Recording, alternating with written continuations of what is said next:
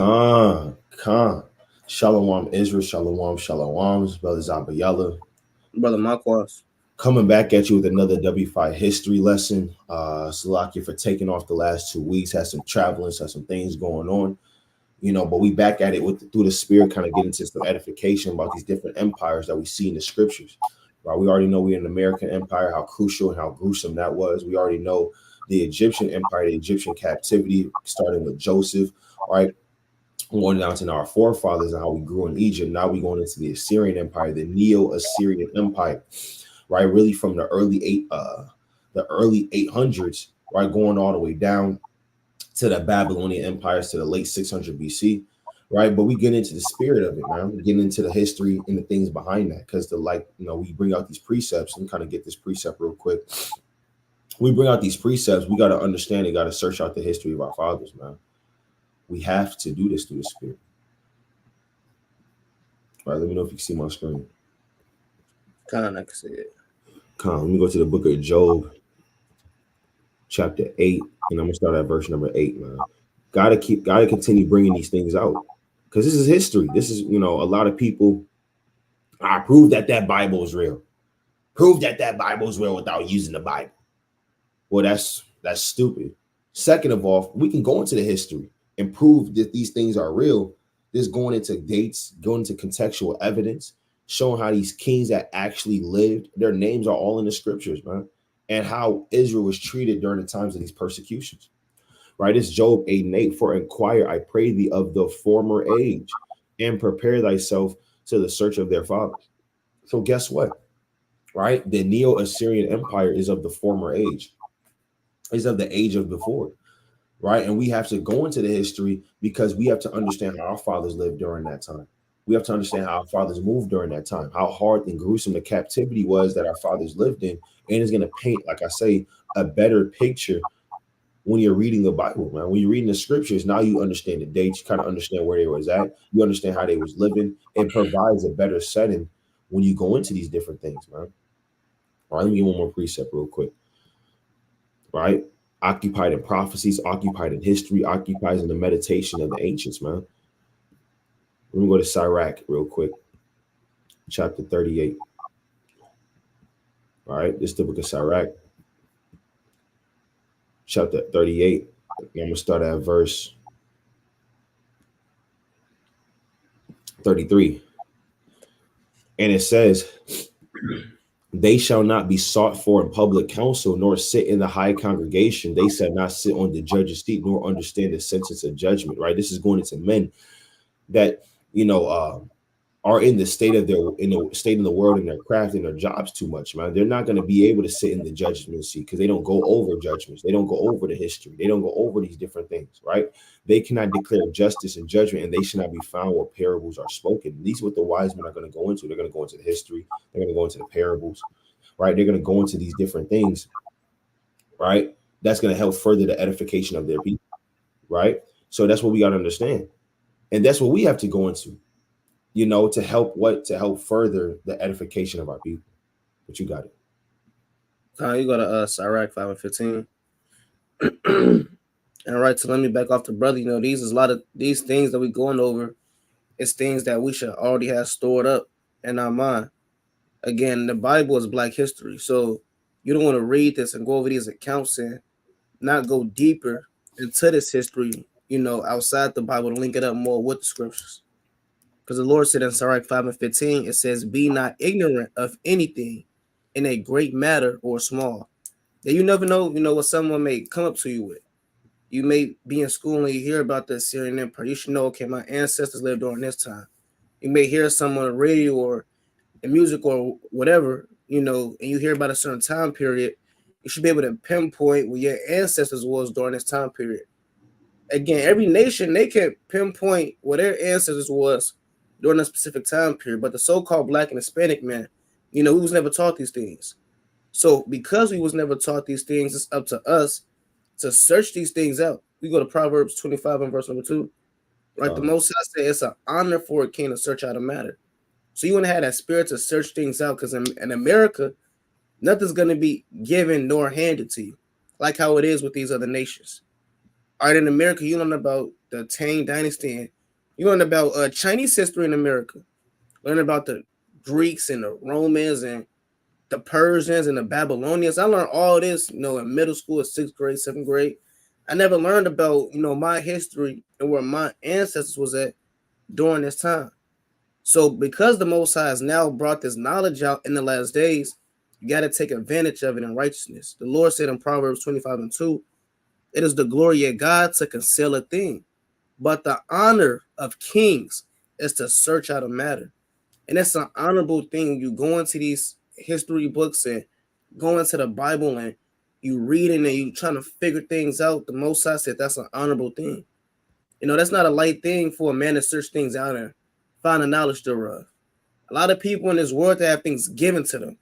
Again, in America, things are given to these other nations. They have to search things out like how we have to do.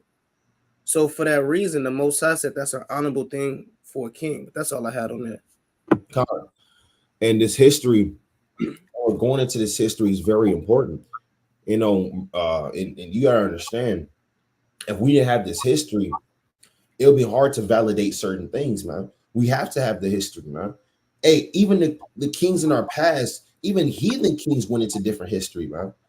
Let me get this in the book of Ezra. All right. Let me get this in the book of Ezra real quick. Even heathen kings had to go into the history. That's how our temple even got built, man. Right? Because they try to hinder the building of our temple. Let me see if this is what I want. Ezra 6:1. Right? So if you know anything that happened with the second temple during the Achaemenid Empire, which we're going to touch on the empire, Lord willing, next through the spirit, well, after the Babylonians. But during the Achaemenid or the Persian Empire, we were commanded, or we was given a decree by Cyrus to rebuild the second temple. And during the time of the rebuilding of the second temple, you had different men of the nations. They continuously try to hinder the temple, and they hindered the temple for 2 years. Now let's see something, right? This is Ezra 6:1. Then Darius the king made a decree, right? And search was made in the house of the rose, where the treasures were laid up in Babylon, right? So right now Israel wasn't building because they were hindered for 2 years. Now King Darius is going into the house of the rose, or he's going into the history to see whether these things were so, if we were allowed to build the temple. And it says, and there was found at Achmetta in the palace that is in the promise of the Medes a roll, and there was a record thus written. In the first year of Cyrus the king, the same Cyrus the king made a decree concerning the house of God at Jerusalem. Let the house be built at the place where they offer sacrifices, and let the foundations thereof be strongly laid, the height thereof 3 square cubits, and the breadth thereof 3 square cubits, with 3 rows of great stones and a row of new timber, and let the expenses be given out of the king's house. So now he's reading the history, he's reading the rolls. Let's jump down to verse 7. Let's see King Darius's decree. Let the work of the house of God alone, let the governor of the Jews and the elders of the Jews build the house of God in this place. Moreover, I make a decree, what you shall do to the elders of these Jews for the building of the house of God, that of the king's goods, even of the tribute beyond the river, for what's expenses given unto these men, that they be not hindered, man. So you got to understand, this king went into the history to see if we were actually right about building the temple. And guess what? When he went into the history, he's seen that the decrees was made, and we got to continue to build the temple. The history is important, man. We got to go into the history. It's very important. Even these heathen kings went into the history, man.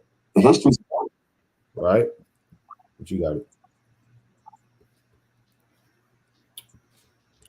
You do it, Judah, the 5th chapter, verse number 1. Let me back off the point that you made. Yeah, even these heathens, they know our history. All right, you had the Ammonite king, he kind of recalled all of Israel's history just off the top of his head. This Judah chapter 5, you go to verse 6. This is the book of Judah chapter 5. I'm gonna start at verse 5. All right, Judah chapter 5 and verse number 5.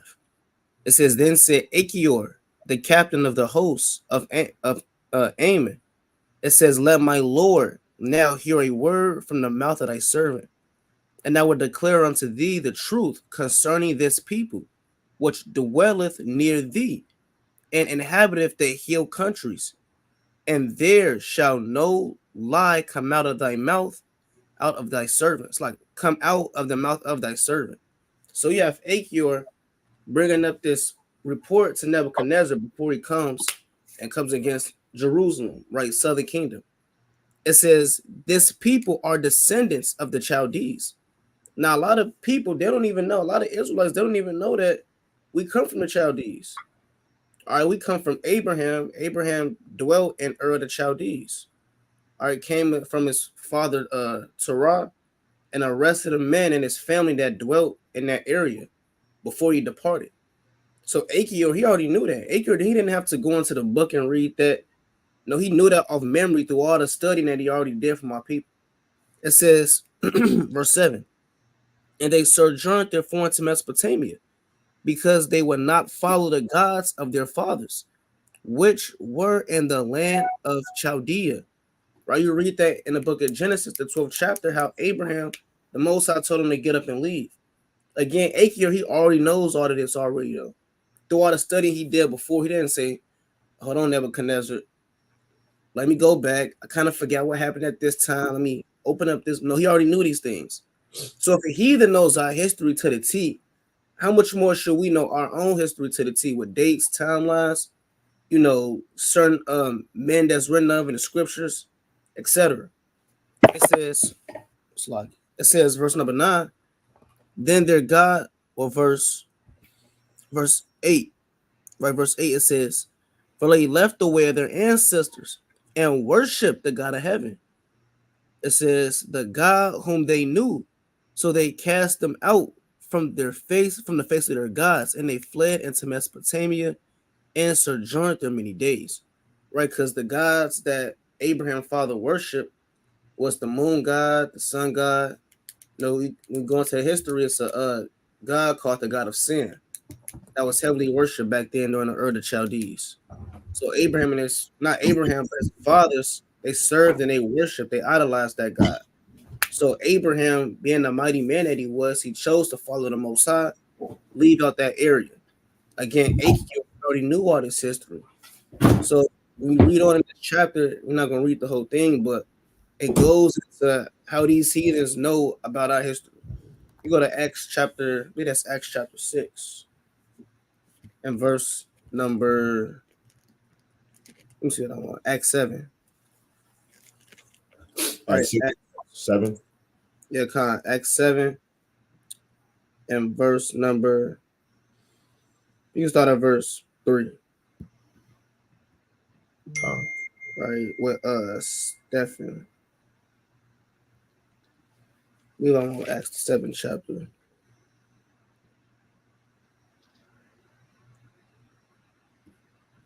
Salaki.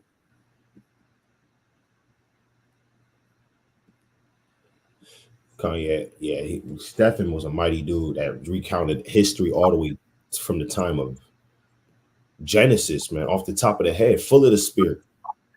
Right. That's the 7th chapter, right? Yeah. You can start at verse 3. All right, this is the book of Acts, chapter 7, and verse number 3. It says, and he said unto him, get thee out of thy country and from thy kindred, and come into the land which I shall shew thee.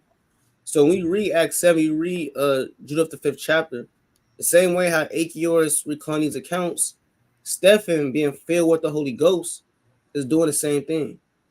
Stephen, he knew about the history of his fathers. Stephen was a righteous, mighty man, again, filled with the Holy Ghost. All right, with the I believe it's he had the appearance of an angel upon him. When you read Acts, the 6th chapter. Mm-hmm. Stephen was a mighty man. Stephen knew about his history. Stephen, you couldn't indoctrinate Stephen and tell his forefathers, okay, they was white man, and he would just believe. Why? Because Stephen, he was a well-studied man in his book. Why? Because this is his history book. Same thing with us. This is our history book. Surely we should be well-studied in our books. All right, the so-called white man, he recalls damn near every Roman emperor. He recalling damn every Roman emperor. Here it is, you want his truth. Jake, he only know about King Saul, King David, and King Solomon, and that's it. He don't know about the Hasmonean dynasty. He don't know no kings and judges. He just know about Saul, David, and Solomon. So, that should exhort you to go farther more into your history. So, roughly, not to be too long-winded, but the more you know about your history, the less you're liable to be lied to. Because now with this history, you're building up strong walls through the spirit. But you got it. That's all I had on that. Actually, I want to read a little bit more. Acts 7 and verse 3 again. It says, and he said unto him, get thee out thy country and from thy kindred and come into the land which I shall shew thee. Going into Abraham, the same account that we just read. It says, then came he out of the land of the Chaldees and dwelt in Charan. From thence, when his father was dead, he removed him into this land wherein he now dwell. And he gave him none inheritance in it, no, not so much as to set his foot on. Yet the promise that he would give it to him for a possession and to his seed after him, when as yet he had no child. I mean, we can go into this whole chapter we're not going to, but again, like the brother said, he went from Genesis, then he went to the law, touching on Joseph, and then Jacob. Kind of went through the whole Exodus, and the whole chapter kind of fire. So just like how Stephen recounted all of these things off the spirit, we should try to do the same thing by learning and diving into our history. Like you brought out Job 8:8. Yep. Yeah, like Job 8:8 through the spirit. But you got it. Yeah. So we can start diving into some of these articles to show how horrible this Assyrian captivity was, man. This wasn't a peaches and cream captivity. A lot of people don't really talk about the Assyrian Empire. The Assyrians were ruthless, man. When you read the story of the book of Jonah, he didn't want to go into Nineveh. He said, Nineveh, you out your mind. Don't you know what they do over there? Don't you know that? And we're going to get into some of the torments and the punishments they used to do to our people, man. And then when you read the book of Tobit, it's going to hit a little bit different. You're going to be like, dang, Tobit was still doing this and they were doing this to his people like this? Why do you think Tobit was just burying dead bodies? Why do you think there was just dead bodies everywhere? Look at how they was treating you. They was not nice to you. It was an evil time. It was an evil empire. And the things they used to do to our people was vicious, man. And Tobit was out there burying dead bodies, man. Out there against the king's commandment. And the king was quick to put you to death and torture you, man. So we're going to get into the history. We're going to get into some of these kings. We're going to get Bible verses, kind of link it up to show you who these kings were. We're going to get time periods to kind of paint the picture for you through the spirit. So, Con, we can pull up one of your articles. Okay, Con. So we can get into this one, or what's this one? Okay, Egypt. Con, so you can click on the first one I sent you. This one? Touching on the Syro-Ephraimite Wars. Right, Syro-Ephraimite Wars. So when you go into the Bible, you read about the Syro-Ephraimite Wars. Now, before we go into the article, I want to get this quick precept to get the understanding and the context. We go to 2 Kings chapter 15. All right, 2 Kings chapter 15. So again, we go into the context. We got something called the Syro-Ephraimite Wars, where you had Northern Kingdom, Northern Kingdom and Assyrians. All right, they teamed up to come against Judah, right? So this 2 Kings chapter 15 and verse 19, right? 2 Kings 15 and verse 19. It says, and Pul, the king of Assyria, came against the land, and Menem gave Pul 1,000 talents of silver, that his hand might be with them to confirm the kingdom in his hand. So you read about a king named Pul. Now this Pul, when you go into history, is the original name of Tiglath-Pileser, who we're going to dive further into, Lord willing. So this man Tiglath-Pileser, he made a decree to go into Southern Kingdom or Northern Kingdom to overthrow it and beseech it, right?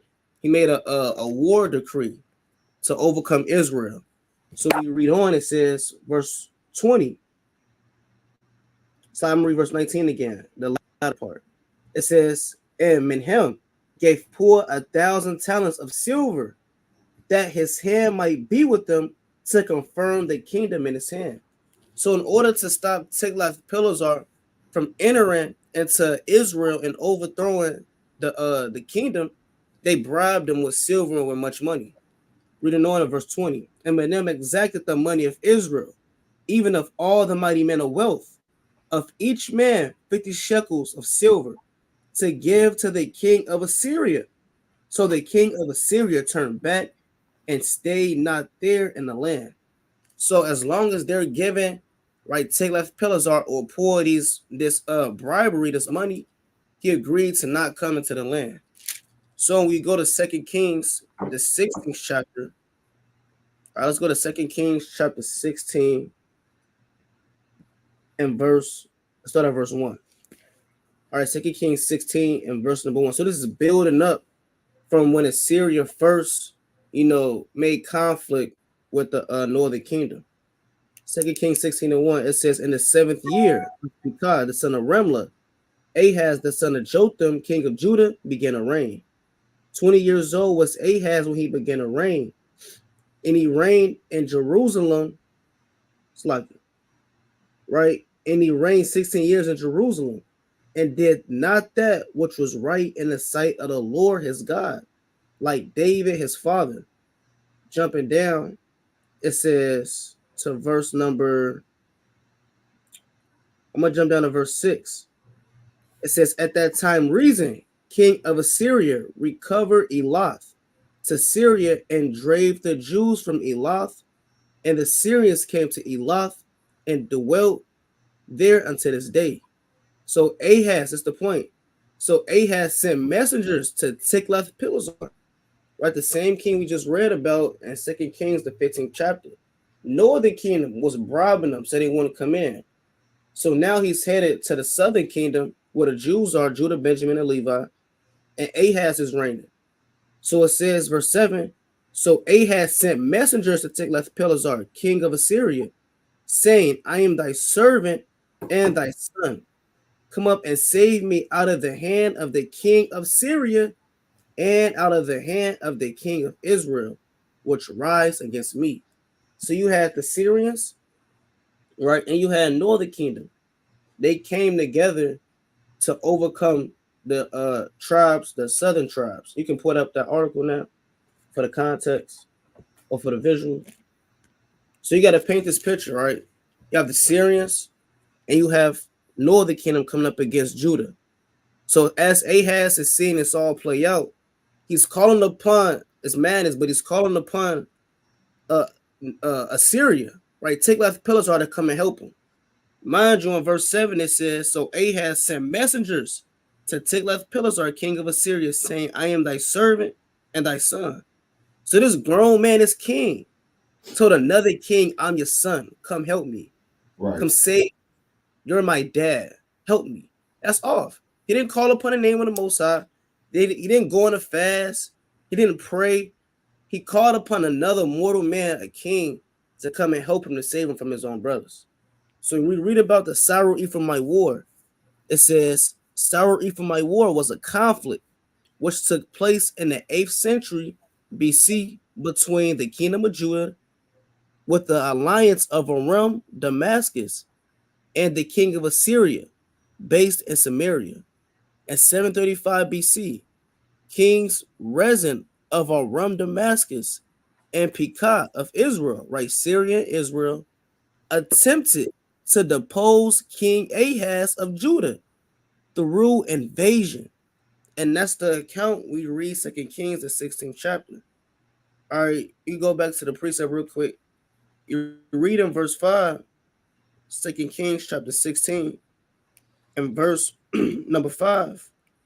It says, then Rezin, king of Assyria, and Pekah, son of Remlah, king of Israel, came up to Jerusalem to war, and they besieged Ahaz, but could not overcome him. And that's off. Your own brothers, here it is, y'all was one kingdom at one point. Then broke off. Now your brothers is going to another nation, bringing them into a conflict to overthrow Southern Kingdom. Then you got Southern Kingdom calling upon another damn alliance, another empire to come and help you against your brothers. That's off. So we have all this confusion stirring up within Israel. Right? You go back to the article. So that's the context. When we read about, we first get into, Assyria and how they came up against us and, what was going on. Reading on, it says, right, where is it? It says, Judah. It says Judah was defeated. And according to Second Chronicles, it's kind of up a little bit more. So up. Nah, you go right there. Okay, come on. Yeah, you go right there. It says Judah was defeated, and according to Second Chronicles 28, lost 120,000 troops in just one day. Right? Many significant officials were killed, including the king's son, Manasseh. It says many others were taken away as slaves. Telling of the same war, 2 Kings chapter 16 and verse number 5, right as we just read, states that Rezin and Pekah besieged Jerusalem, but failed to capture it. During the invasion, the Philistines and the Edomites, see, it's always Esau in there, right? Esau always in the midst. The Philistines is the chief enemies of Israel, especially during the ancient world. So you got Israel, two chief enemies. It says the Philistines and the Edomites were taking advantage of the situation and raiding towns and villages in Judah. Now, what did Esau have to do it? Didn't they do the same thing when Nebuchadnezzar came? So you read Psalms 137, you read, First Esdras 4 and 45, you read how Esau came and then destroyed the temple when it was none of their business. Before that, they already did that to us when the Assyrians was coming over. The Philistines and the Edomites. Again, Esau has nothing to do with what's going on. Nevertheless, they still went out their way, and the Philistines, the Hamites, went out their way to still overcome us and still just be vile. It says, but to stay on point, the Philistines and the Edomites were taking advantage of the situation and raiding towns and villages in Judah. In turn, Ahaz asked Tiglath-Pileser of Assyria for help. And that's what we just read. 2 Kings 16-7, he called this man his daddy. And said, "Q, help me," which is extremely off. So to get the context of the Assyrians and them coming into power and what happened, that's kind of the context thereof. Now, you can go to I have an article put up, but you have, I'm gonna go over the notes through the spirit real quick. You have this, huh? When you're done, I want to touch on this part a little bit too. Okay, kind of got you. It's gonna be quick. All right, when you go into the Assyrian Empire, it's compacted with 5 different empires. You got the early Assyrian from 2600 to 25, from 2600 to 2025 BC. You got old Assyrian, 2025 to 1364 BC. You got the middle Assyrian from 1363, from 1363 to 912. Then you got Neo Assyrian. So we touched on the Neo Assyrian. And during this time, during the Neo-Assyrian Empire, all of this is starting to play out and kick off. Right? But you got it. And it's like, well, you asking a heathen for help. Right. You're asking a heathen that's greater than you. I mean, what do you think is going to happen? You think they're going to help you and not do anything or not require anything from you? Right? I want to read down on this a little bit. The Assyrians intervened on behalf of Judah, conquering Israel around Damascus and the Philistines. However, the post-war alliance only brought more trouble for the king of Judah. Why? Why, after they helped them, they said, okay, we helped you out. Pay up. Now I need you to do certain things for me. Now I need you to help me out. Right? Because they didn't rely on the Lord their God. They relied on arm and flesh. Man.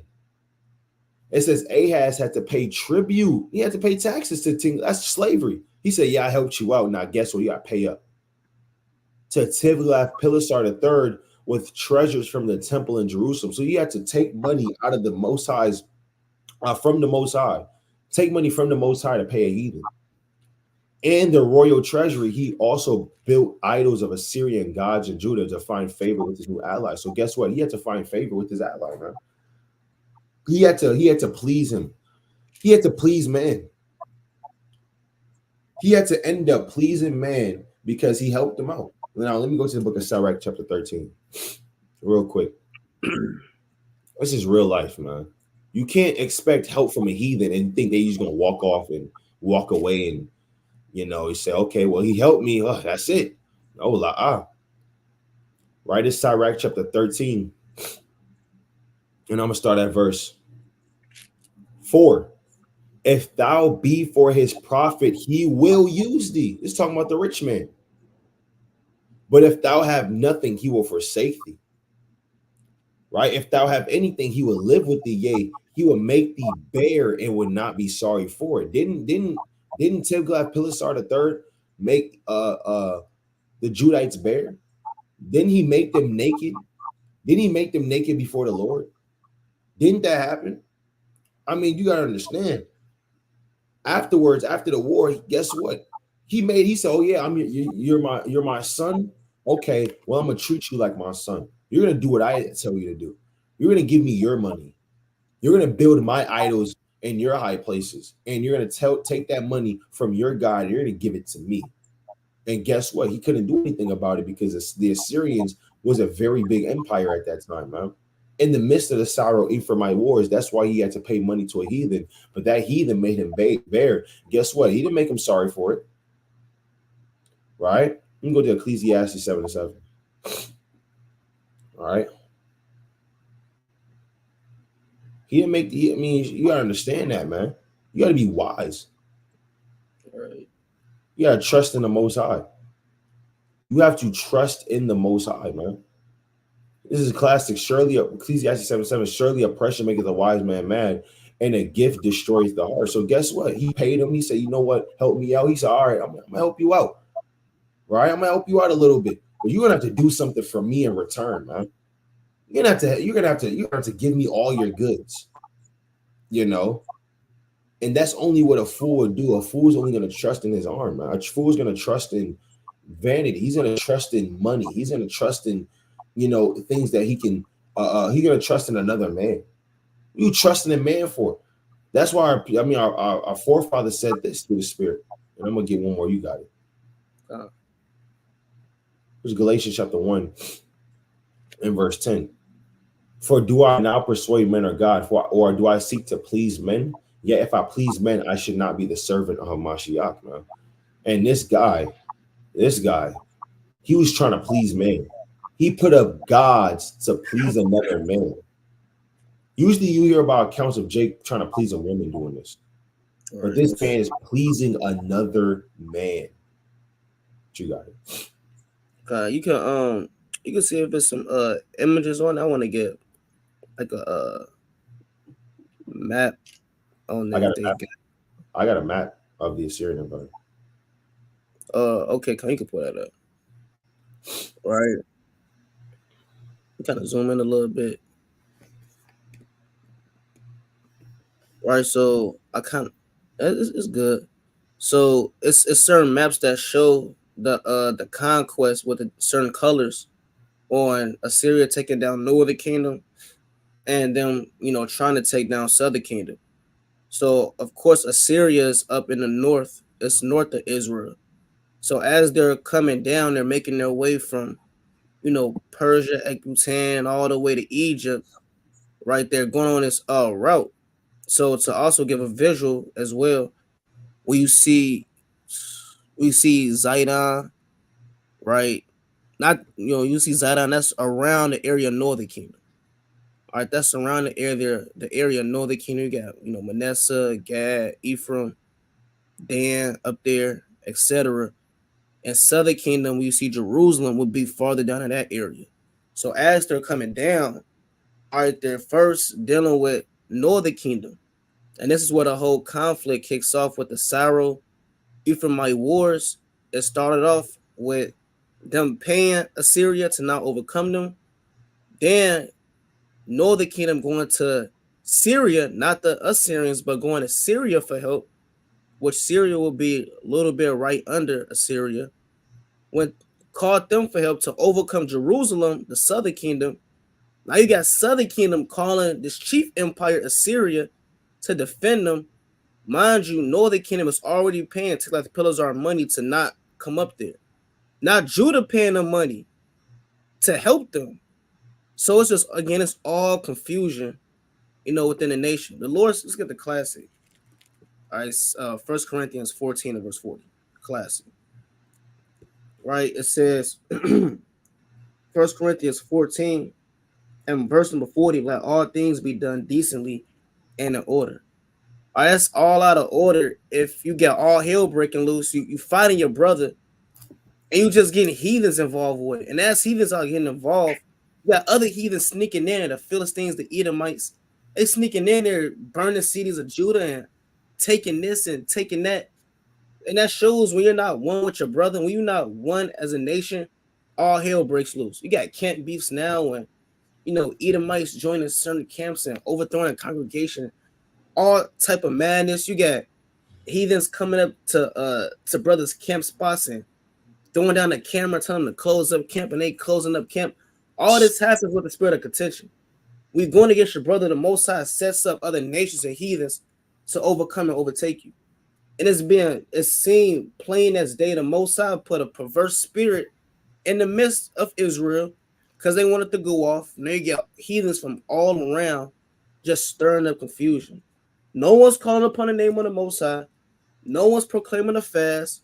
No one's, dealing with this thing on the right-hand side. It's all, just wickedness going on. But that's all I had on that. We go to the next article through the spirit.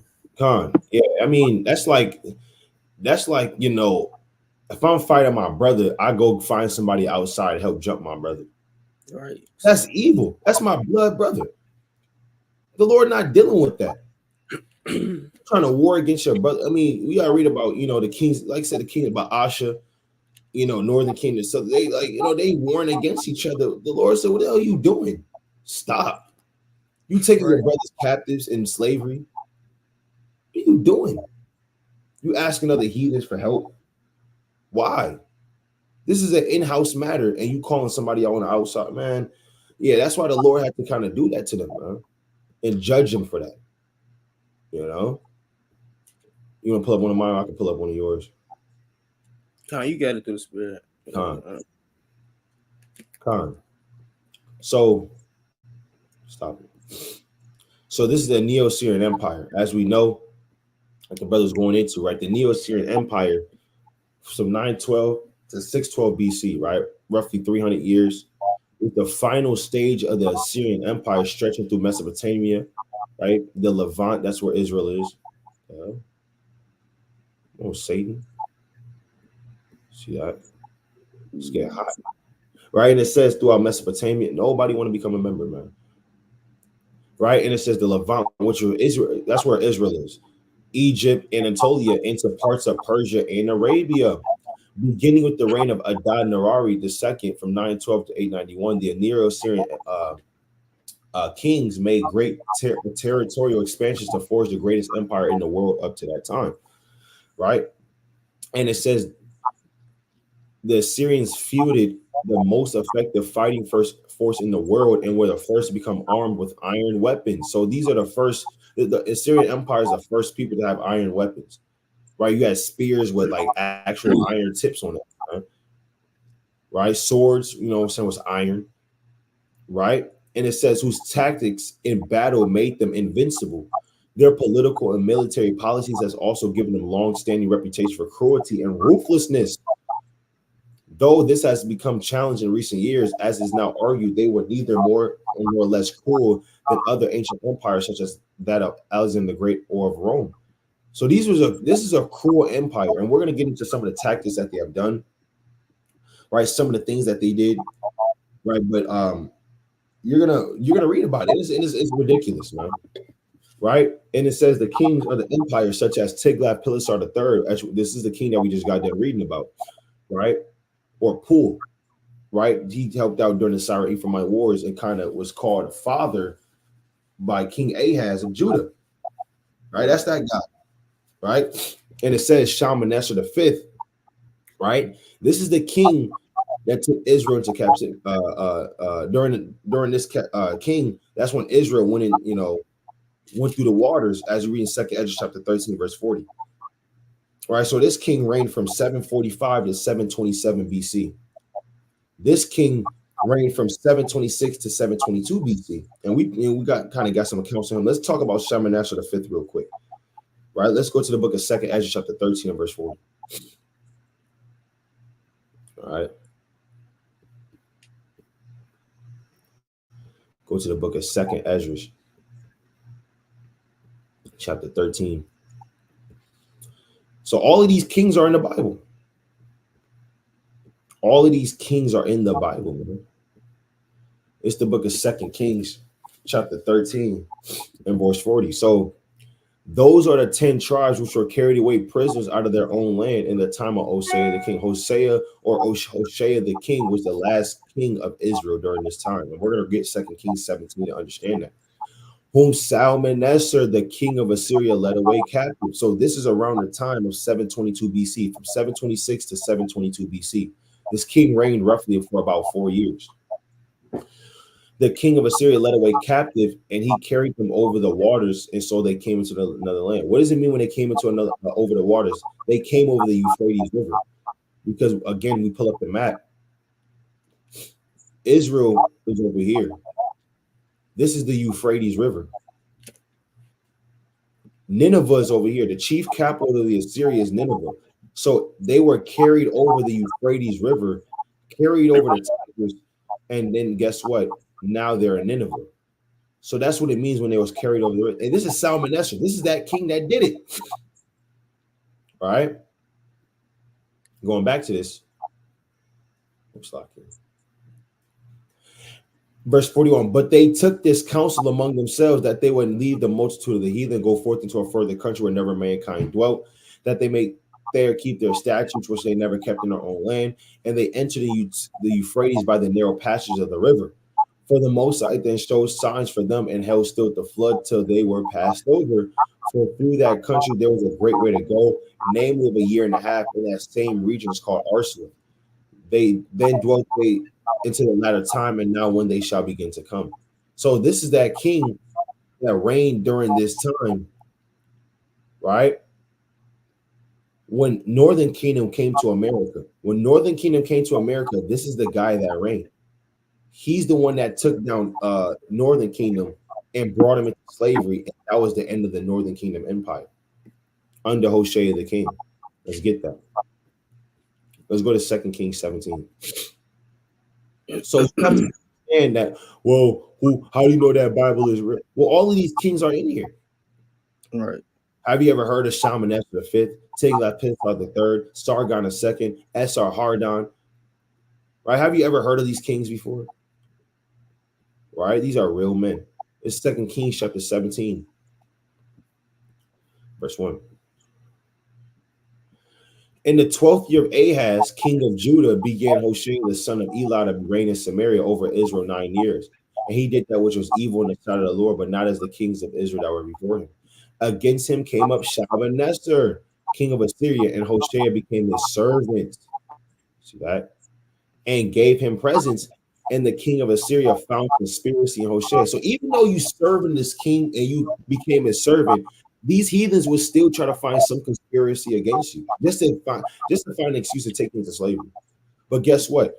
He found conspiracy in Hoshea, where he had sent messengers to So king of Egypt and brought no present to the king of Assyria, and he had done year by year. Therefore, the king of Assyria shut him in and bound him in prison. Then the king of Assyria came up throughout the land and went up to Samaria and besieged it 3 years. So they besieged Samaria 3 years and made war with it. In the 9th year of Hoshea, the king of Assyria took Samaria and carried away Israel into Assyria and placed them in Halab and Habor by the river Gazan and in the cities of the Medes. For so it was that the children of Israel had sinned against the Lord for their God and had brought them up out of the land of Egypt for under the hand of Pharaoh, king of Egypt, and had feared other gods. So this is the king that took Israel to slavery again from 726 to 722 BC. Now, let's get the next one.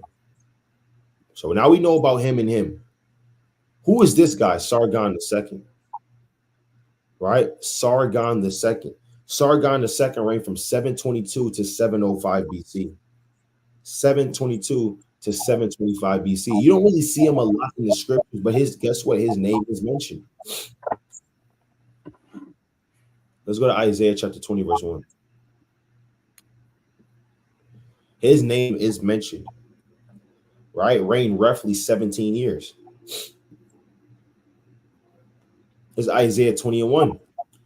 In the year that Tartar came unto Ashdod, when Sargon, the king of Assyria, sent him and fought against Ashdod and took Ashdod as that's the chief city of the Philistines.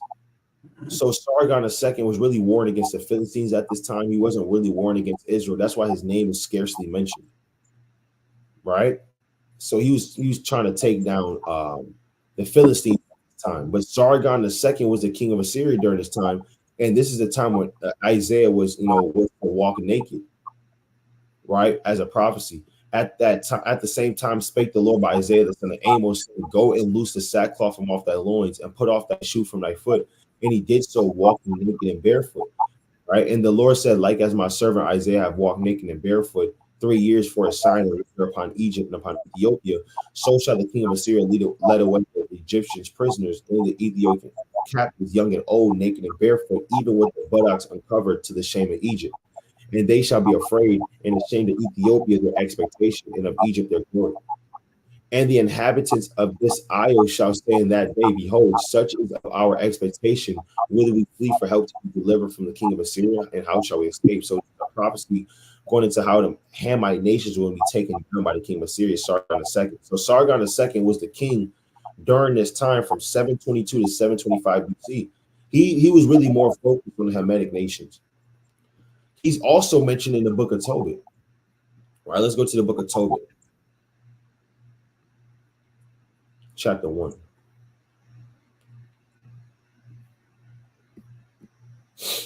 All right, this Tobit chapter 1. And I'm going to start at verse number 10. And it says, and when we were carried away captives to Nineveh, all my brethren and those that were of my kindred did eat of the bread of the Gentiles. So Tobit, really, the king that really reigned at the start of Tobit was Shalmaneser V, because Tobit lived during that time. He was actually there during Tiglath-Pileser, but he actually got to witness his people get taken away captives under Shalmaneser V. And now who's reigning after that? Sargon II. How do we know? And it says, and when we were carried away captives to Nineveh, all my brethren and those that were of my kindred did eat of the bread of the Gentiles. But I kept myself from eating because I remember Yahweh with all my hurt. And the Most High gave me grace and favor before Enemeneser, so that I was his purveyor. Right? So Tobit worked for Enemeneser. We're going to get to who this guy was. And I worked in media and left in trust with Gabriel, the brother at Gabrius at Ragus, a city of Media, 10 talents of silver. Now, when Enemeneser was dead, Sennacherib, his son, reigned in his stead, whose estate was troubled that I could not go into Media. So now we have some context on who this guy is, because his son is Sennacherib, and we're going to touch on who Sennacherib is as well. Right? Enemeneser. How do we know who this is? Let's pull this up. Because you may say, well, who the hell is Enemeneser? We can get into it. Enemeneser, right? The name given to the king of Assyria is found only in LXX, right? 70. Shalmaneser appears instead of Enemeneser in Hebrew, Aramaic, right? So some scholars may say, well, that has to be Shalmaneser. That's not true. Several explanations have been given for this variation in name. Some have tried to identify Enemeneser with Sennacherib. Rawlinson, who's a scholar, feels that Shal in Shalmaneser has been mistaken for a genitive.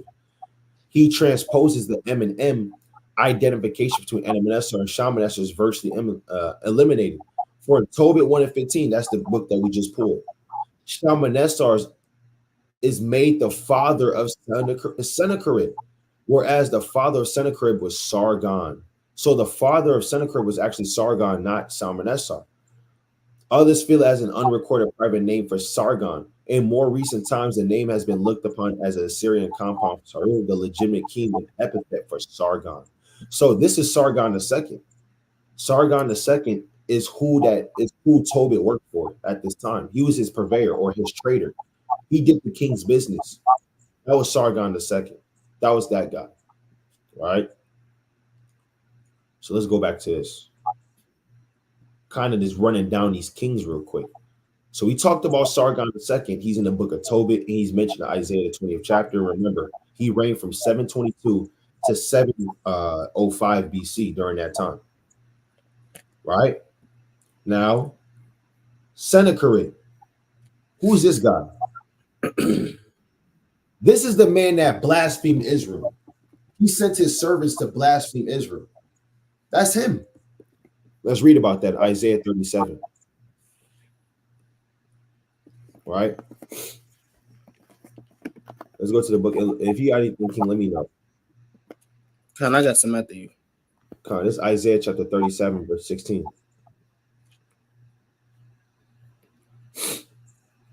Right?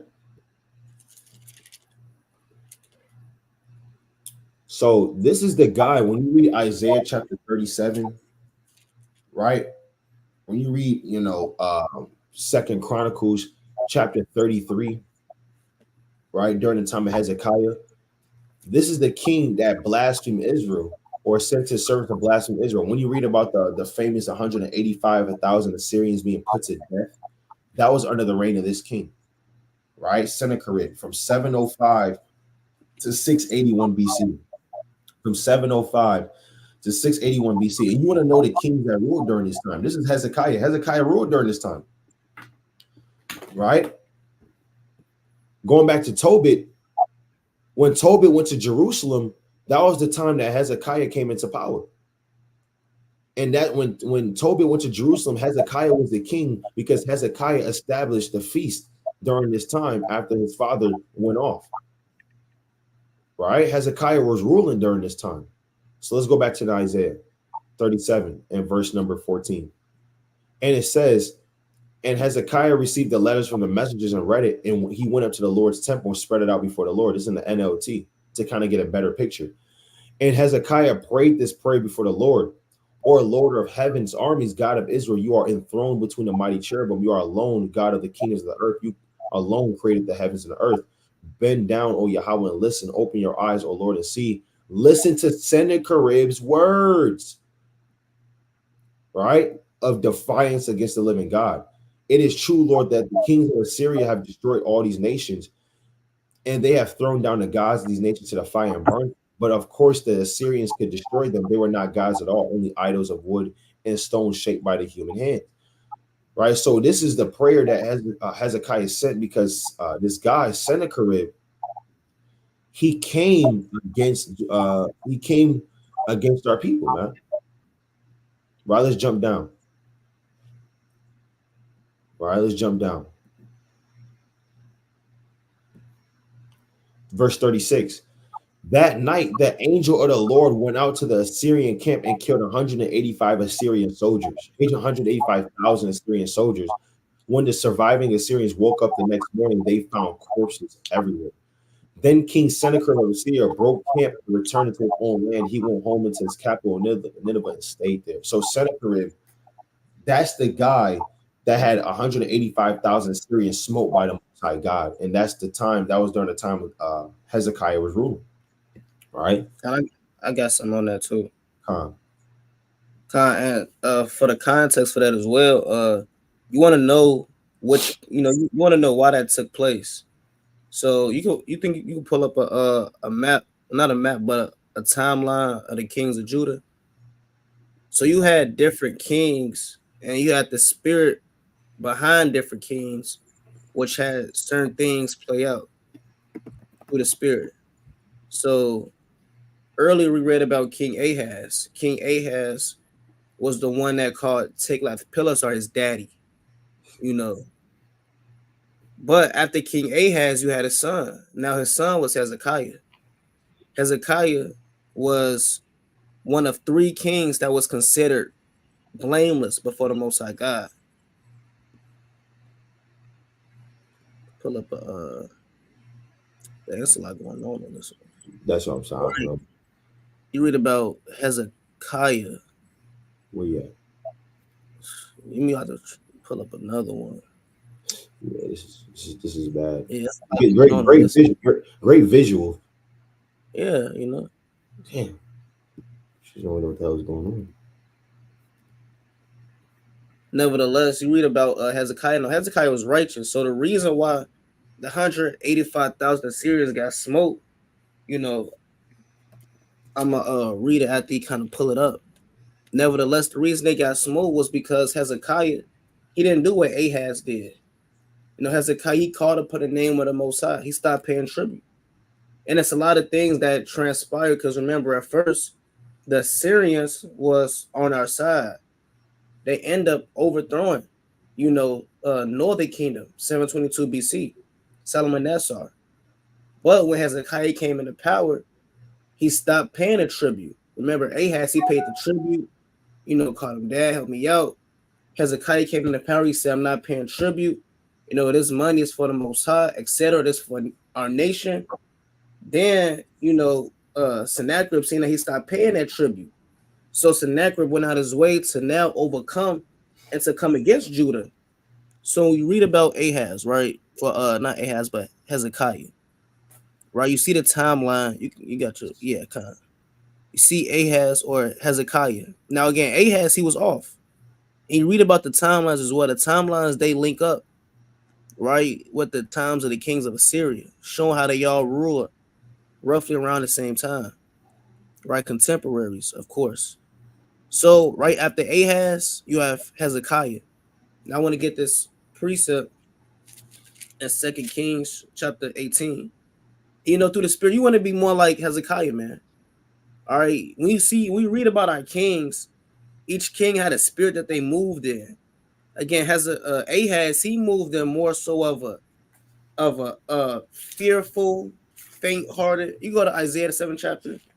He moved in a fearful, faint-hearted, soft spirit. Hezekiah was more bold, and that was his son. Hezekiah kind of came in and said, Pops, I don't know what you're doing. I'm going to serve the Most High God, and the Most High things play out in righteousness. So this is the book of Isaiah chapter 7 and verse number, man, that's the whole thing good. I'm going to start at Isaiah chapter 7 and verse number, I'm going to start at verse 2. Right, Isaiah 7, I'm starting at verse 1. Isaiah 7 and 1.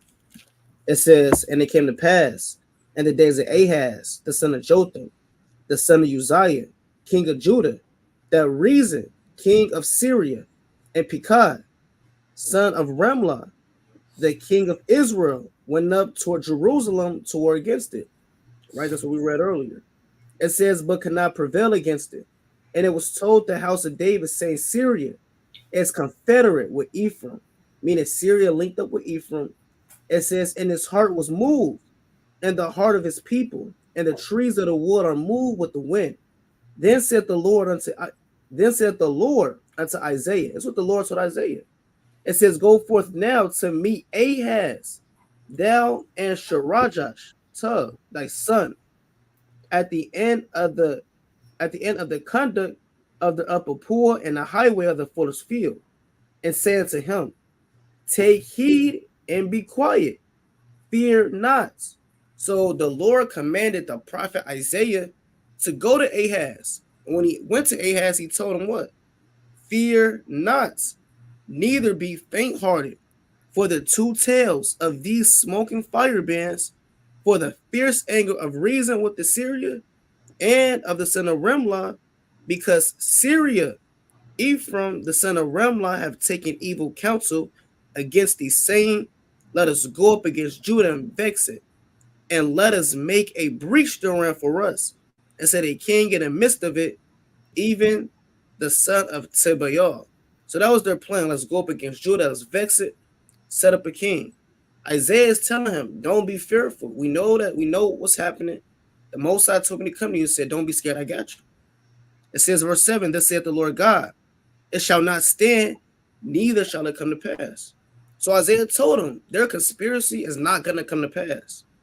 Verse 8, for the head of Syria is Damascus, and the head of Damascus is Reason, and within 65 years shall Ephraim be cut off, that it be not a people, because the Lord overthrew Ephraim.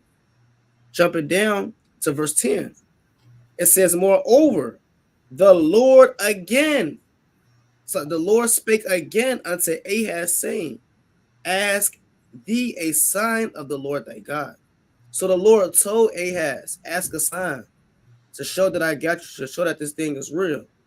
The Most High don't do that a lot. He doesn't come to man and tell him, hey, ask a sign.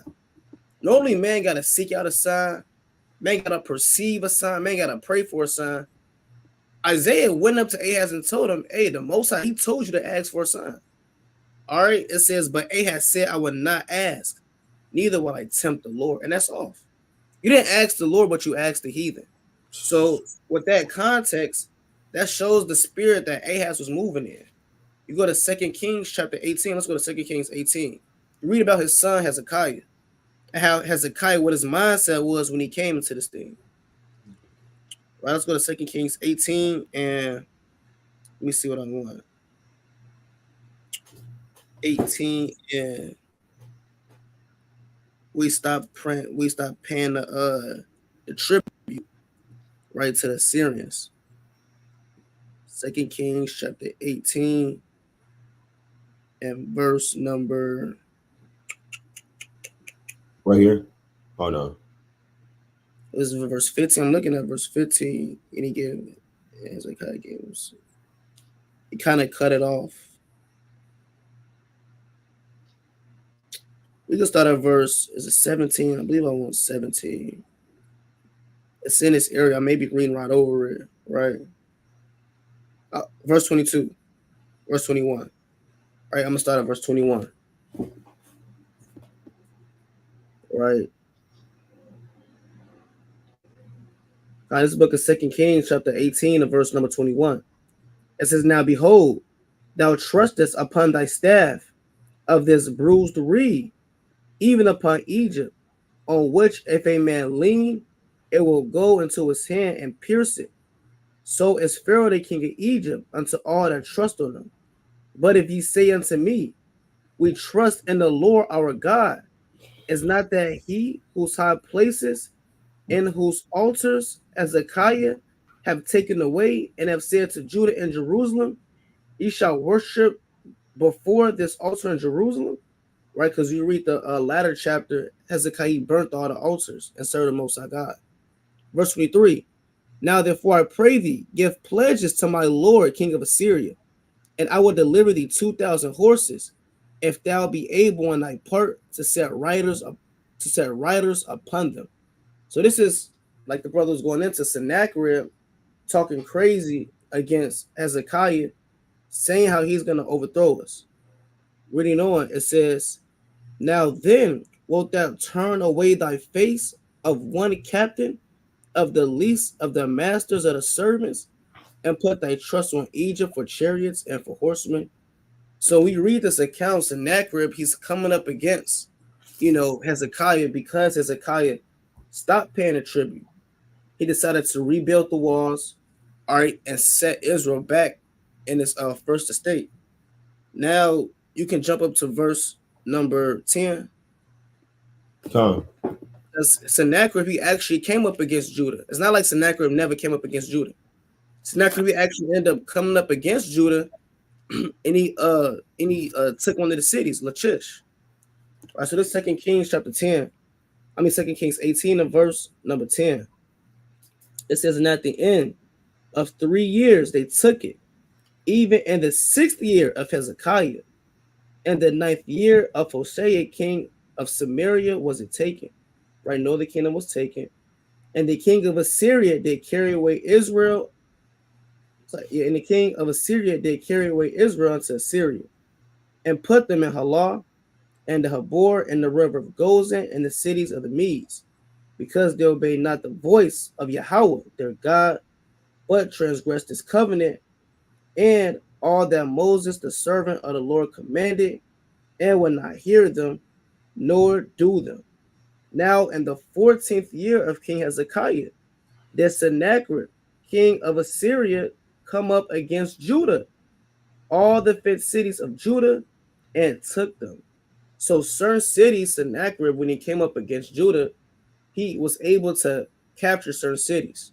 He wasn't able to capture all of Judah, but he got certain chief cities. Verse 14, that's the point. And Hezekiah, king of Judah, sent to the king of Assyria to Lachish, saying, I have offended. Return from me. That which thou puttest on me will I bear. And the king of Assyria appointed unto Hezekiah, the king of Judah, 300 talents of silver and 30 talents of gold. So he actually overtook the city of Lachish. Now I got an article going into that. You can pull it up. Going into reliefs, right? The relief of Lachish. So not only did he overcome Lachish, but it's historically documented. So you got something called the Lachish reliefs. It says the Lachish reliefs are a set of Assyrian palace reliefs. A relief is like an engraving on a wall, right? It says narrating the story of Assyrian victory over the kingdom of Judah during the siege of Lachish in 701 BCE, led by Sennacherib. It says carved between 700 and 681 BCE as a decoration of southwest palace of Sennacherib and Nineveh. So this thing was set up in Nineveh after he, kind of took over Lachish. They carved this graven on the wall for memorial to remember this thing. Yeah, we came against God's chosen people. Let's kind of remember and commemorate this day. Hey, King. You got it. No, I was gonna say, why every time these nations come against Israel, they always got some type of painting. But anytime they come against these other nations, they don't give a damn. They just do it. But they always remember us. Yes, yeah, we come against God's chosen people. You gotta write it down. That's like now. Back in slavery, they was taking pictures, burning Jake at the cross. Back then they didn't have pictures, so now they gotta carve it out and chisel it, taking them 20 years to remember this. The king is dead by this time. 30 years later, we still gotta chisel this to remember this for all eternity. So that's their mindset. They rejoice over you, Jake. They conspire against you, they win, they laugh in your face. So much the more it says southwest palace of Sennacherib and Nineveh. They got this to this day, modern day Iraq. It says the relief is today in the British Museum in London. So your overthrow by Sennacherib is in London right now. It says and was included as item 21. See that? Just a damn item. Right. Now you can click on the picture so you can see how this thing look like.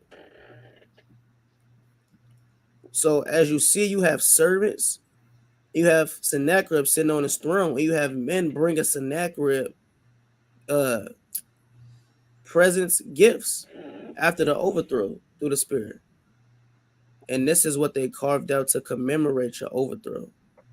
I got another one too. It should be another article going into the reliefs as well. Right. The Lachish reliefs. Right. Let me see what that says real quick at the bottom. It says, have you not heard that I determined it long ago? I plan. Yeah, that's quoted in 2 Kings 19. You can go to the article. You can sweat on a little bit to the what it say. It says in 701 BC, the merciless Assyrian army, led by their king Sennacherib, invaded the kingdom of Judah. We just read 2 Kings 18. It says Judah had been forming alliances with neighboring states in an attempt to throw off the yoke of Assyria imperial rule. So Sennacherib had dedicated it, right? It was time, so Sennacherib had decided it was time to end the rebellion and liberate the Judean nation, right? It says the start of the invasion. You scroll down a little bit. I believe that's a picture. going into the invasion. Is Blurry. it blurred out? Is it blurred out? Oh, there we go. Okay, con. Yep, and this is another relief that they have, showing them tearing down the walls. All right, you got the mighty men, so called, with the shields and spears, pulling down walls, overthrowing Lachish. Are you scroll down a little bit more? So Con. these things are documented. Again, the Bible is real history. These are their battle forms that they scribed out and they wrote out, and they got these things in museums for people to look at to this day. Right?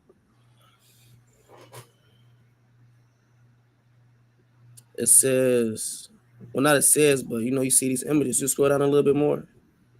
The city plunger. And these are just more images going into the reliefs that they have. So they got the chariot wheels. They got you getting overthrown. They got. Hey, I was Go gonna ahead. say, it says that it forced many of the surviving inhabitants to live in Assyria. Remember when the dude was basically saying, "Yeah, we got vineyards like yours. We got olive trees like yours. Just come over here. We got a land just like yours." When he was talking to Israel, you know, and Yeah, yeah. so it's the same, you know. Yeah, man. They got all types of carvings and drawings of you, man. Yeah. Yeah, it's more than just the walls on Egypt. Every nation has some type of carving about you, Jake. We normally going into the walls on Egypt. They got color, but it's certain engravings like these, and this is a lot of engravings. You got all these engravings about you getting overthrown. Mind you, they took over one city. They took over Lachish, and through that one overthrow, they got all these images. So Wow. how if they got this, how much more is really here? I want to read the a couple ones in this one right here, the final scene. Right, it says, in the final scene, the plunger is brought before Sennacherib himself, who sits in the Syrian camp on a can't really read that. What that say? Where That sits on an on ornately. Khan. It says decorated throne, and that's what the picture below was showing, sitting on a decorated throne. The description next to him reads, Sennacherib, king of the world, king of Assyria, sat on the throne as the plunger of Lachish passed before him. And when you scroll down, that's what's written, right? That image, king of the world, as the plunger passed before him. Got him getting fanned by his servants. So this is really detailed right here. And this is the enslavement of the so-called, or the attempt enslavement of the so-called black man that you read about in the Bible. Right, but you got it. Con. And that's this guy, Sennacherib, who sent his servants to blaspheme the name of that. This guy had 185,000 Syrians.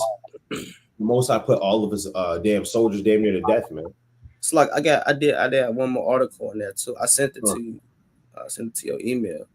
It's actual historical account. We go into the history too of the Assyrians being put to death in great numbers. Are you talking about this? Nah, it's I sent it to your Gmail. I just sent it probably about like 5 minutes ago.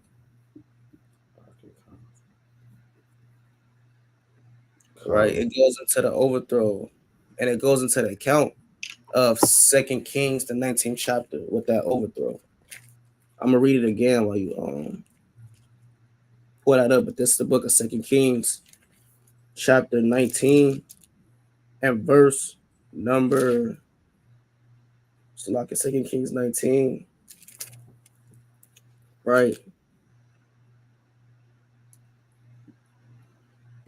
And verse number, let me find that. Maybe 25. Right. Verse 34. I just say Kings 19 and 34. It says, for I will defend this city to save it for my own sake.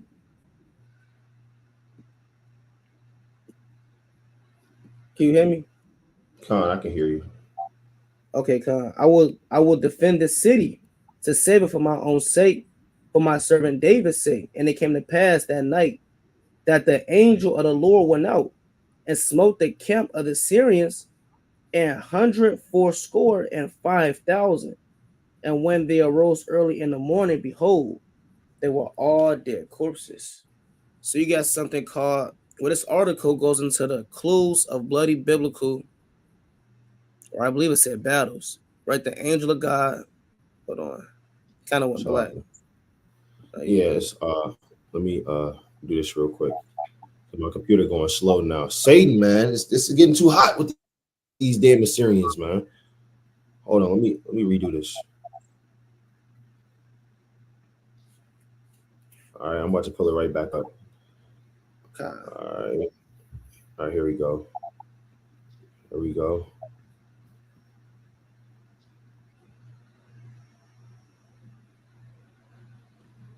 Let me know if you can see both of us and then the thing. Okay, God. I can't see both of us, but I can see the article though. You know, you you see the article? Yeah, I can see that. Well, it's loading right now. Okay, I can see it. Kanye's pulled up on my Okay, Con, it's pulled up. Khan say Angela God and 185 invading soldiers uncover in Jerusalem new research. So this is newly figured out, that through history, archaeology, that this thing actually took place. So it says, you can scroll down a little bit. Kind of good. It says a newly discovered, right, archaeological site may provide evidence of biblical truth. Researchers in Jerusalem have uncovered an ancient military base, right, that may provide clues of a battle ground for God's army against Assyrian soldiers who came to conquer the Holy Land around 2,700 years ago. Per Sunday report in the Daily Mail, it says the Bible story goes, an angel of the Lord is said to have descended on an invading troop and killed 180,000 soldiers at night. And that's the more reliefs right there, more so-called engravings, right? So it said troops killed at night, which we just read. Woke up and it was all dead corpses. It says, right, this stone carved in a relief depicts an attack on Lachish during Sennacherib's campaign in 701 BCE. Universal image, etc. It says the Assyrian Empire reigned from, okay, we already covered all this, right? We can kind of scroll down and see if there's more on that. All right, let's see what that says.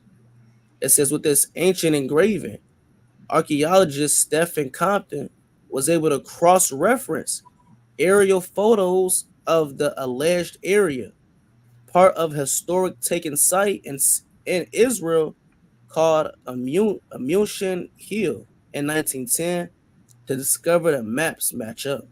So they use mapping aerial images, right? Images from the sky to kind of map out what really happened. They saying, these things really lined up to how to, however they study it, they can tell that these accounts actually took place where 185,000 soldiers got put to death overnight. It says this appears to be the site of Sennacherib's camp from the siege of Jerusalem, which was featured in the 3 books of the Bible, right? Compton wrote. It says the drawing appointed to ruin a pre, it's like a pre-meter wall and buried poetry shards revealed to be at least roughly 2,600 years old. So they kind of lined these things up, and then come to find out that this is the same count that you read about in the Holy Bible, right? It says the site is now believed to have been abandoned after Sennacherib's invasion. Researchers hope to use similar methods to uncover similar military bases and other ancient cities destroyed by Assyrian Empire. All right, let's see if there's more on that. You can scroll down more. I'm trying to my screen. Oh, Okay, Con.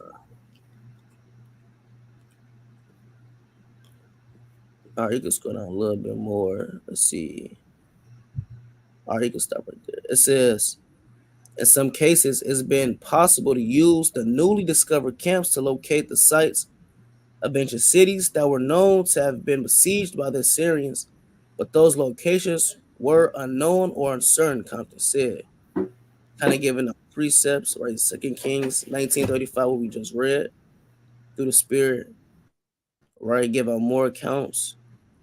And I believe within this article it says, you can scroll down. I believe within the article, if I'm not mistaken, maybe another article, but it mentions how they thought from the Assyrian standpoint how it was a plague or a disease that went through the camp. So from the Assyrian side, it was a disease that went through the camp, but we know that the angel of the Most High, however, if he smote it with a disease or however the Lord had to play out, these things are accounted for. Now we don't need these other sources because we wholly believe in the words of the Lord. Nevertheless, these sources more validate that the things that's run up in the Bible is true. That's pretty much I had on that to validate that 185,000 Syrians. God. I got one more article too. Let me pull this up real quick. Just going into a quick article. I don't know if you can see this. All right, can you see this? Kind of I can see it. Now, this is another article. It's going to kind of get a little bit more into like the tortures and king that ruled at when Tobit died, or when Tobias died, the king that ruled, and what they were doing, and why Nineveh was a very feared empire. Because as we read earlier, they were using different tactics, to torture and kill a lot of our people, man. Right? And this is kind of going into it, right? And it says, it's the third paragraph. And it says a captured city was usually plundered and burnt to the ground. And that's what they did to Lachish. They burned it to the ground. And its site was deliberately denuded by killing its trees. The loyalty of the troops was secured by dividing a large part of the spoils among them. Their bravery was ensured by the general rule of the Near East that all captives in war might be enslaved or slain. Soldiers were rewarded for every severed head brought from the field. So they was taking off your head, Jay, and they was rewarded for it. So that the aftermath of a victory generally witnessed the wholesale decapitation of fallen foes. Most often, the prisoners who would have consumed much food in a long campaign and would have consulted a danger and nuisance in the rear were dispatched after the battle. They knelt with their backs to their captors, who beat their heads in with clubs or cut them off with cutlasses. So this is a gruesome thing that they were doing to their slaves, man, or doing to the captives of war. Scribes stood by to count the number of prisoners taken and killed by each soldier, and apportioned the booty accordingly, right? The treasure. The king, if time permitted, presided at the slaughter. The nobles among the defeated were given more special treatment. Their ears, noses, hands, and feet were sliced off, and they were thrown from high towers, and they and their children were beheaded or flayed alive. Flayed as being skinned alive, or roasted over a slow fire. This is the things that they did to you. These are the Assyrians. The Assyrians skinned you alive, you and your children, man. All right? Jumping down, I'm kind of going to start right here. Now, Asher Nasir Paul, he's the king. So let's go back to this real quick. All right.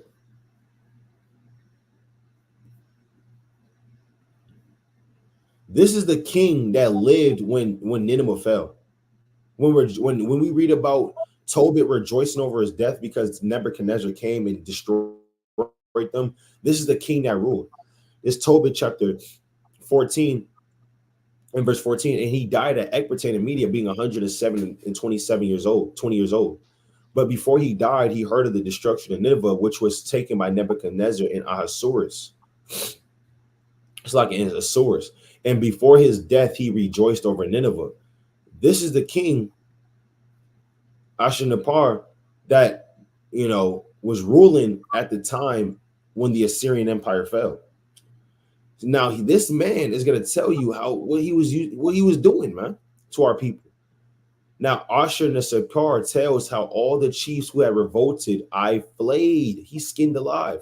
With their skins, I covered the pillar. Some in the mist, I walled up. This man was hanging up your skin on the wall. Wow. On others on stakes I impaled. Still others I arranged around the pillar of stakes. As for the chieftains and royal officers who had rebelled, I cut off their members. So guess what? Tobit was the king's purveyor.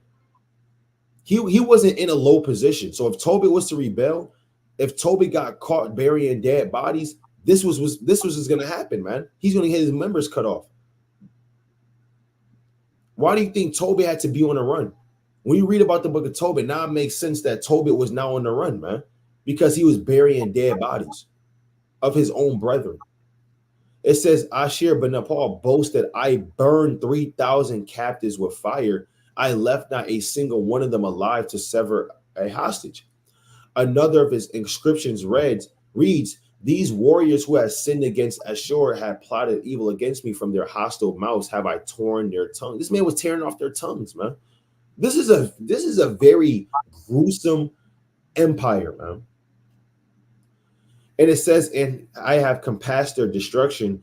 As for the others who remained alive, I offered them as a funerary sacrifice. Their lacerated members have I given unto the dogs, the swine, and the wolves. Wow. Yeah, that's madness. This is madness, man. By accomplishing these deeds, I rejoice the heart of the great gods. Wow. So, this is what's going on. So you gotta understand. Let's go to the book of Jonah. Why do you think Jonah was not trying to go to Nineveh? Jonah said, what? You want me to go to prophesy to who? Man, look. And that's why he ran away. And the Most High had to kind of jam him up for that. It's Jonah chapter 1. You thought Jonah knew what was going on over there. It's Jonah chapter 1 and verse 2. Arise, go to Nineveh, that great city, and cry against it. Meaning, go out there and prophesy against Nineveh. Now, these men were flaying men alive. They was cutting men in half. They was feeding privy members to dogs and wolves. Jonah wanted no parts of that. Right? For their wickedness is come up before me.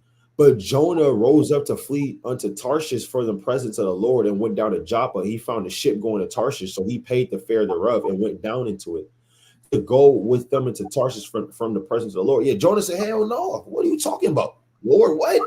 Don't you know they killing and cutting men heads off? You want me to cry against this city? You want me to cry against Nineveh? Don't you know that they was cutting off members of tongues, flaying men, cutting off that? No, see, Lord, look, Lord, I ain't gonna lie to you. Right. And guess what? He still ended up doing it though. But that just goes to show you, even our forefathers knew how grievous it was to live during this time period, man. Right? What do you think? Why do you think Tobit was doing what he was doing? It's Tobit 1 verse 17. And my clothes to the naked, and if I saw any of my nation dead or cast about the walls of Nineveh, I buried him. And if the king Sennacherib had slain any when he was come and fled from Judea, I buried them privily, for in his wrath he killed many. So all these Assyrian kings, they were killing many of our people, man. But the bodies were not found when they were sought for of the king, because Tobit was burying them. Hey, and when one of the Ninevites went and complained of me to the king, then I buried him and hid myself, understanding that I was sought for to be put to death. I withdrew myself for fear. So Tobit was fearing for his life because they wanted to kill him. They wanted to kill him for doing a righteous deed for his brothers. So you understand, our forefathers' lives were in danger because these kings were ruthless. These kings were animals. Right. These were animals, man. So that just kind of goes to show you, we kind of went into this. That just goes to show you how disgusting and how crazy and destroyed and evil these kings was towards your people, man. This is the Assyrian Empire, man. You got any other article, King? Can I have like two more? I'm gonna run through Come, them real quick. come. You know, this is what they were doing to you, man. Come. Was it one of Yeah. these? Yeah, I had a correlate. I meant to bring this out earlier, touching on Hosea. We brought out second Edges 13 and 40, but so I'm gonna make a quick point in it real quick. Now we know that the Assyrians carried away northern kingdom into captivity around 722 BC. So when you go down to I believe it was Aztec, right? Or maybe Inca, right?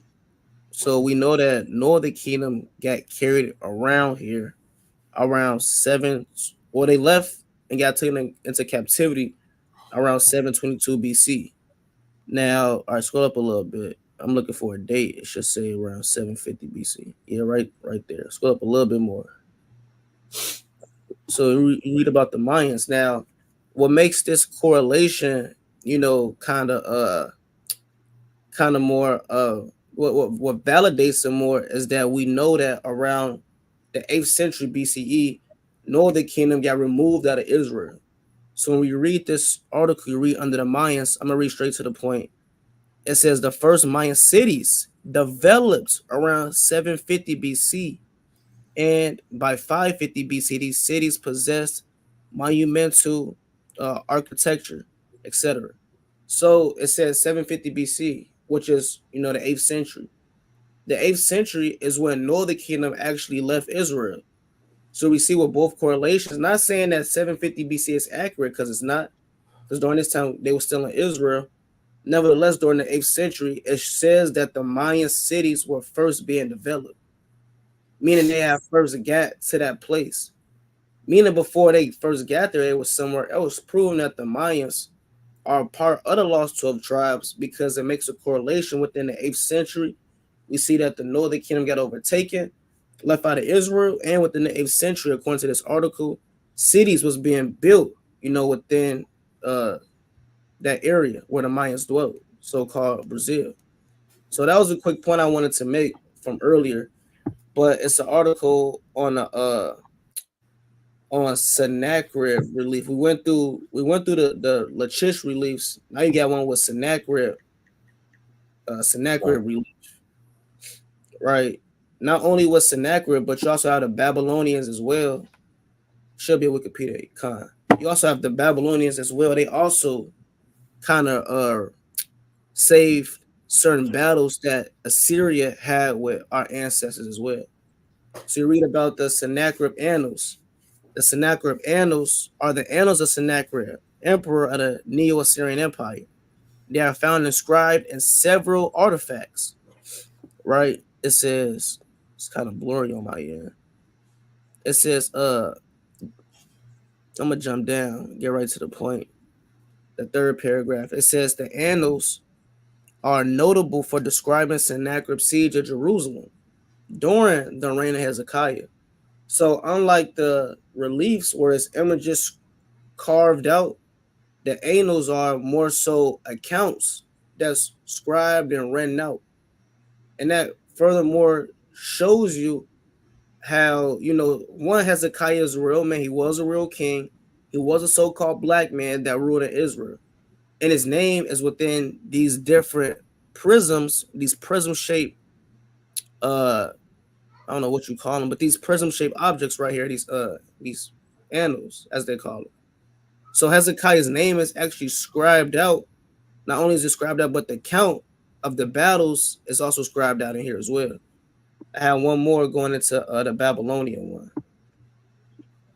right? Where Babylon also, yeah, Khan. It says the Babylon, right, Chronicle, 722 BC, right, is where it dates back to. As we know, 722 BC, that's where Israel was ruling, Salmanassar, etc. So it says Salmanassar the fifth succeeded Tiglath-Pileser the third, but ruled the Neo-Assyrian Empire for only 5 years, from 727 BC to around 722 BC, because Assyrian records, right? It's kind of, I gotta wait till it clear up. I don't know if that's my end or I, let's see. it kind of gotta focus, I believe. All right, I can see it a little bit. It says, because Assyrian records from this reign are quite meager, the most useful piece of historical information from his reign, at least regarding biblical history, comes from series of texts known as Babylonian Chronicle. So not only is it in the prisms, the annals, not only is it on the walls and the reliefs, but Babylon has these in their chronicles as well. It says, unlike royal inscription, the annals which boast of the accomplishments of the individual king, these texts dryly list the major political events and the Babylonian year by year, since they seem to have been aimed recording history. Some scholars consider them to be a reliable historical source on the assumption that they are less likely to have been tainted by nationalistic bias. Right? Because again, Babylon wrote this, so as they're writing this, they're not biased about what's going on. Now, mind you, Assyrians, they did have Babylon under subjection during this time. Nevertheless, as the Chaldees, the Babylonians are writing this, they have no reason to be biased. Right? They're not Assyrians and they're not Judeans. Versus the Assyrians in their transcripts, when they write it, they're gonna write it as if they were some mighty men that look how we overthrew the kings of Judah and A, Right. B, and C. So what the Babylonians are saying is, we're not gonna be biased. We kind of writing from a fair standpoint. It says in time they covered from at least 745 BCE until the mid 3rd century BCE. But because of their fragmentary state, many years are missing. It is not entirely clear what these chronicles were composed. For Shalmaneser the fifth reign, the relevant text in this series and series is Chronicles 1, etc. So it just goes into you know, the accounts. Again, you link these up with the Bible, and even outside Bible sources, these other nations have accounts of the same thing happening. And you're gonna notice that with a lot of history. You notice how different nations they're gonna always tell their side of the story. The Bible, the Kings, the Chronicles are accounts and sides of our story from our standpoint, given to us by the Most High God. Have these things scribed out by holy men. These other nations, they write their accounts on their behalf and their standpoint. You read about the Greco-Roman wars, and you read about how Greece went to war with Persia, and you read how Persians they had their side of the story, the Greeks may have their side of the story. This nation they may have this side, that nation they might have this side. It may be a little difference, but we know that these things play out because both nations have accounts of these things happening. And again, this more validates the Bible. So brothers say that they're atheists, they don't know what's going on, they don't really believe in the Bible. I mean, it's all a history book. If you don't believe in the Bible, you're saying you just don't believe in history. But that's a quick point I wanted to bring out in this is that even other nations outside of what was going on have these accounts written out and scribed out in their stones and etc. And to make a quick point, it said that since this is so old, the little chisel parts that is missing, it said it's missing years of history. So only Most High knows how much more things was added, into this thing. But that's all I had on there. Con, that's exactly right, man. I mean, and the Lord records these things, and the reason why we go into this history because it's very important, man. It's very important that we go into this history to understand. First, one to validate the scriptures. The scriptures is not lying. The scriptures is true. It's history, but to also for Israel to dive deep into this history because when you're reading the Bible and is mentioning Lachish, is mentioning Assyrian kings. is mentioned contemporaries. You know, you read in the book of Tobit. Who was the king when he went down to Judah, the land of Judea for Pentecost? What king was ruling? You got to know these things. It's going to paint the picture for you when you're reading, and the Bible's going to be a lot more clear. A lot of people don't like to read because they don't know what the hell is going on. All they read is Deuteronomy 28 all day on repeat. I read 13 chapters today, and it was the same chapter. Do this Deuteronomy 28. You read Romans chapter 9, and you watched 3 camp videos, and that was your studying. No, when you get into the history, it's going to help understand the whole context of the scriptures, and it's going to help you, you know what I'm saying, build up that understanding, knowledge, wisdom, understanding. It's like, you know, yeah, Jake reads Psalms 117 7 times and say he read 7 chapters. Yeah, the Psalms. I believe that's just one verse. It's the shortest chapter in the Bible. Read Psalms 117 7 times, and that was your food for the day. Right. That's off. Shortest chapter in the Bible. You just searching for the shortest chapters. You only in the book of Psalms, searching for the shortest chapters, is doing a bare minimum. I like the brother says you got to really get into this thing and study, you know, and research. You got it. You know what I'm saying? So, Lord willing, Israel, when you was edified, you understood the Assyrian Empire, understood the kings that lived during this time, how gruesome they were, understood though the men and the women that lived during this time during the Assyrian Empire. And Lord willing, you know, you increased your studies. You know, but with that, we like to give all praises to Yahweh by Hashem Mashiach Malak Shaj, Brother Zabayala. Brother Marquas. And with that, we like to bid a mighty strong Shalom. Shalom.